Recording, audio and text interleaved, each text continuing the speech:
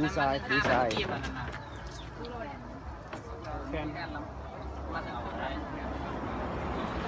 ปูนี่เอาอยู่น้ำมันบ่นั่นแหละอ๋อ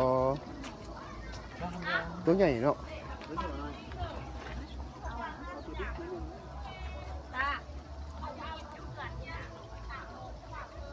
ปูสดๆปูสดๆ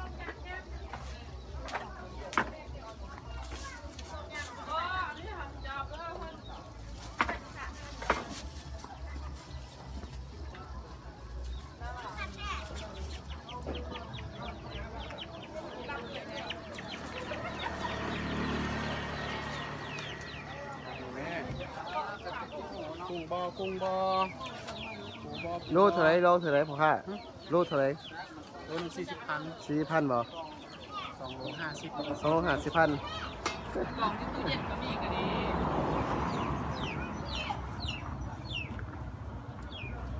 เปลี่ยนบางอย่าง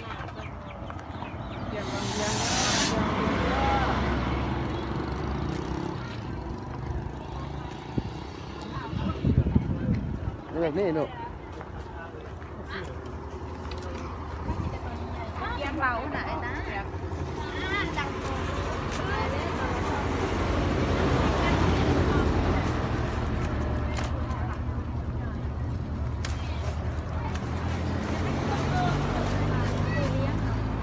ไม่แม่นเลย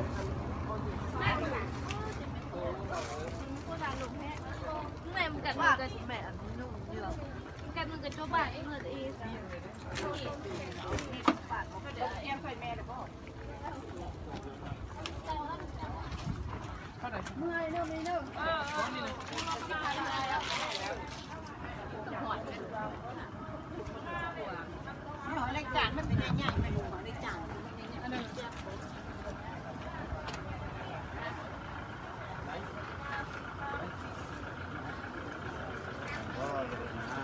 ก็อดแม่กิน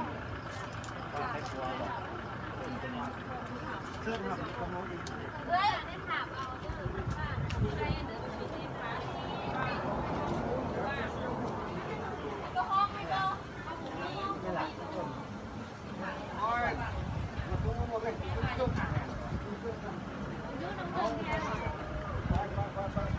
จะได้เพิ่มเวลาตรงนี้ตรงเวลาตรงนี้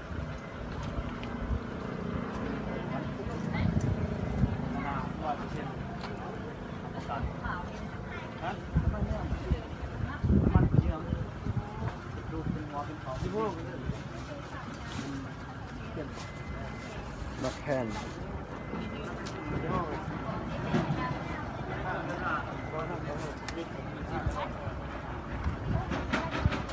ใครดู